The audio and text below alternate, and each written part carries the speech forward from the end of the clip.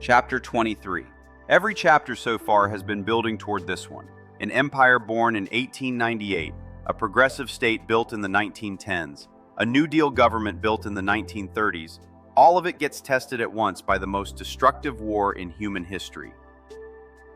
And the tension running underneath the whole story is one you'll recognize by now. How much does a democracy have to compromise? Its economy, its civil liberties, its own stated ideals. To win a war, it says it's fighting to defend those exact things.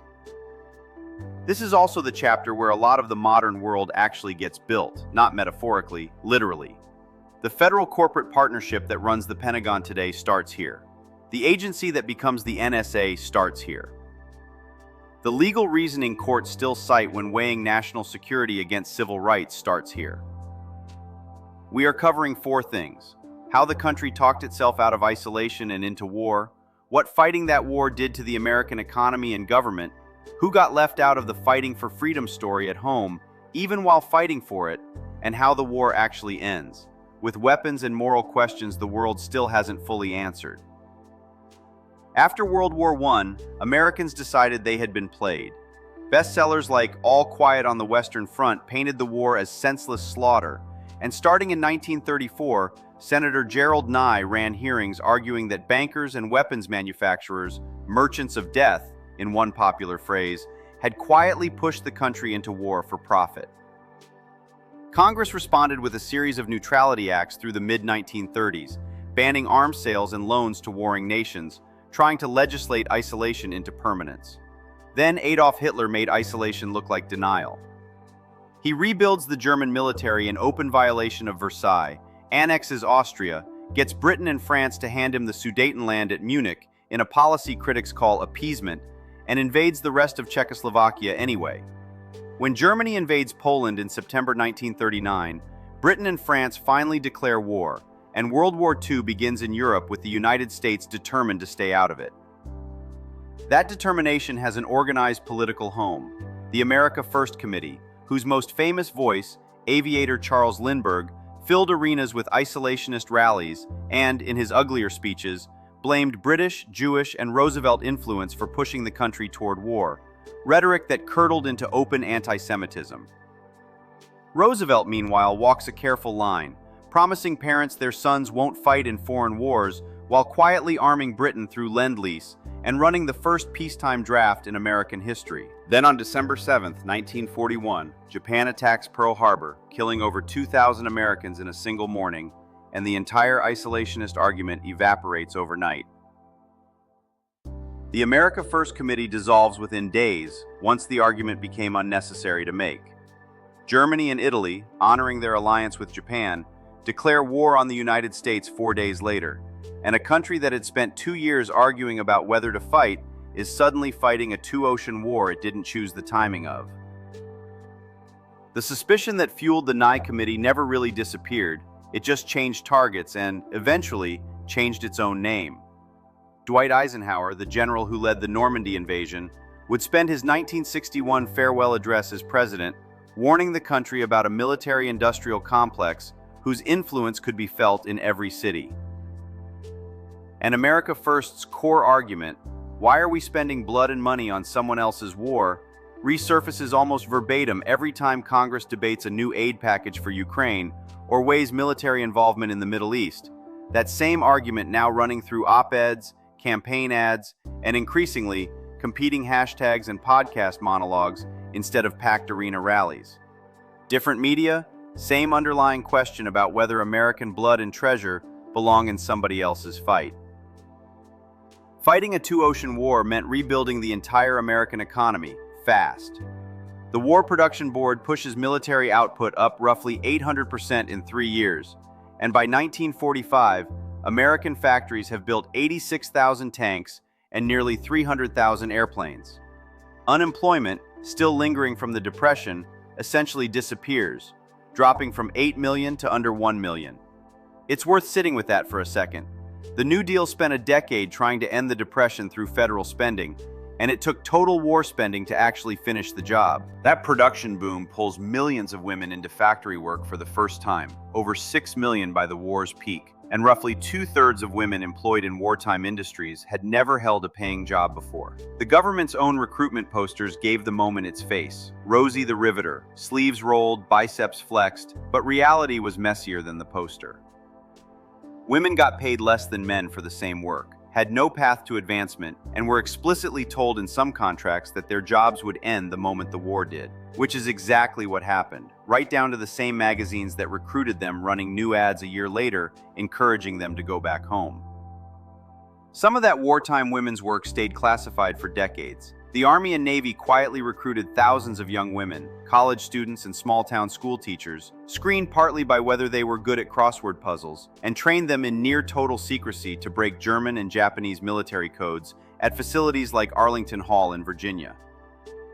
By the war's end, roughly 70 to 80% of American codebreakers were women, doing work so sensitive some of them were told to tell curious neighbors they simply sharpened pencils for the government. Their work fed directly into what becomes the National Security Agency after the war, and the encryption principles they helped pioneer are, several technological generations later, the same basic logic protecting your phone right now. All of this, the tanks, the planes, the codebreakers, ran through an entirely new kind of partnership. The federal government suspending antitrust enforcement and handing out cost-plus contracts that guaranteed private companies a profit no matter what, in exchange for wartime output. Historians call this arrangement, born in these years, the military-industrial complex. It also created something that never really went home when the soldiers did, a permanent peacetime relationship between the Pentagon and private defense contractors. The same relationship being scrutinized today anytime a major weapons contract, a drone program, or a defense lobbying disclosure makes headlines. The wartime economy that beat fascism also built the exact institution the man who beat fascism would later warn Americans to watch closely. Fighting a war against Nazi racial ideology while running a segregated military and a Jim Crow South was a contradiction Black Americans weren't going to let slide quietly. In early 1942, the Pittsburgh Courier, a leading black newspaper, published a letter from a young cafeteria worker named James Thompson asking a blunt question: "Should I sacrifice to live half American?" The paper turned his question into a campaign, the Double V, victory over fascism abroad and victory over racism at home, both, together, non-negotiable. Within months, there were Double V clubs, songs, even hairstyles, and the campaign got taken seriously enough that the FBI actually considered indicting black newspaper publishers for sedition. It's not a stretch to hear an early version of "no justice, no peace" in that campaign. The same basic argument, that you can't credibly ask a group to risk their lives defending a country that won't defend their rights, still gets made by veterans and athletes today whenever they invoke their own service while criticizing policing or voting access. The most consequential version of that pressure came from labor leader A. Philip Randolph, who in 1941 threatened to lead 100,000 black workers on a march on Washington to protest discrimination in defense jobs and the military. Roosevelt, desperate to avoid the embarrassment, negotiates a deal. Roosevelt issues an executive order creating the Fair Employment Practice Committee to police discrimination in war industries. Randolph co-chairs the actual 1963 March on Washington, the same demand from 1941, just finally realized at scale. Mexican-American communities faced their own version of wartime hostility. In June 1943, white sailors stationed in Los Angeles poured into Mexican-American neighborhoods and beat young men wearing zoot suits, the oversized jackets and pegged pants that had become a marker of youth style and, to outsiders, a supposedly unpatriotic waste of rationed fabric. Local authorities' response wasn't to punish the sailors, it was to ban the clothing. And then there's the sharpest civil liberties violation of the entire war. After Pearl Harbor, the government forcibly relocated roughly 120,000 people of Japanese descent, 2/3 of them American citizens, into internment camps. Fred Korematsu refused to comply and was arrested. The Supreme Court upheld his conviction in 1944, ruling that military necessity justified detaining an entire group based on ancestry alone. It took 4 decades for that ruling to unravel. In 1983, lawyers reopened Korematsu's case, and a federal judge vacated his conviction, warning that the shield of military necessity must never again be allowed to escape scrutiny. Congress formally apologized and paid reparations in 1988. That warning got tested again in 2018. Ruling on a challenge to a travel ban, the Supreme Court finally, formally disavowed Korematsu. However you land on that specific case, the underlying question from 1942 is exactly the one the country was still arguing about in 2018, and almost certainly will keep arguing about. Where's the actual line between legitimate security policy and collective punishment based on who someone is rather than what they've done?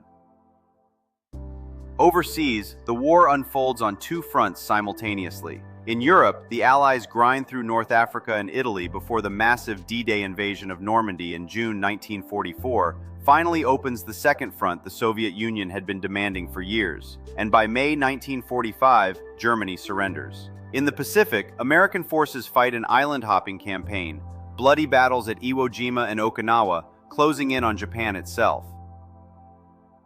Roughly 60 million people die in this war worldwide, 400,000 of them American, and the Soviet Union alone loses nearly 27 million. As Allied troops push into Germany, they uncover the Holocaust in full, Nazi Germany's systematic murder of 6 million European Jews, alongside roughly 9 million more Roma people, disabled people, gay people, and political dissidents. The scale of what troops found reshapes how the post-war world thinks about state violence entirely, leading directly to the 1948 United Nations Genocide Convention. Next time arrived anyway, in Cambodia, in Bosnia, in Rwanda, in Darfur, and in every one of those cases, the same argument resurfaces. Who gets to officially declare that genocide, specifically that word, is happening, and how long does the world wait to say it out loud while it's still happening? The war's final act was built in near-total secrecy in the New Mexico desert.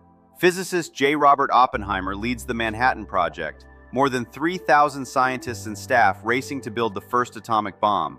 And on July 16, 1945, they succeed. A blast so powerful it shatters windows over 100 miles away and leaves a crater 1,200 feet wide. In August, the United States drops atomic bombs on Hiroshima and Nagasaki, killing over 200,000 people, and Japan surrenders days later. Historians still argue this one out in genuinely separate camps. One camp emphasizes military necessity. Another camp points to the diplomatic angle, meant to intimidate the Soviet Union. A third, more revisionist camp notes Japan was already strangled, raising the harder moral question of whether an unprecedented weapon needed to be used on civilian cities at all. That same anxiety, that scientists might build something whose consequences even they can't fully control or contain, is basically the exact argument running through today's debates over advanced AI systems and their potential existential risks. Engineers and researchers publicly worried they've built something bigger than their own ability to steer it, echoing Oppenheimer's line almost word for word 80 years later. So pull the whole chapter together. World War II forced the United States to answer, all at once, every question the last 3 chapters had been circling. How big should government get in a crisis? Who actually gets full citizenship in practice and not just on paper? And how much force a democracy is willing to use in the name of security? The war ended fascism. It also built the military-industrial complex, interned 120,000 of its own citizens, and dropped the most destructive weapon ever built on 2 cities full of civilians. None of that stayed sealed in 1945. The Nye Committee's suspicion of arms makers is still the emotional core of every defense spending debate you'll read about today. Randolph's 1941 threat of a march is the direct ancestor of the 1963 march that actually happened. The Double V campaign's argument that loyalty and justice have to be demanded together is still how people talk about service and civil rights. And Korematsu's case shows you exactly how long the security versus rights argument can survive. This chapter isn't really about a war that ended. It's about a set of arguments the war made permanent. Get your Chapter 23 source response done in Canvas, and next time, we pick up where an exhausted, victorious country turns its attention to an entirely new kind of conflict. See you in Chapter 24.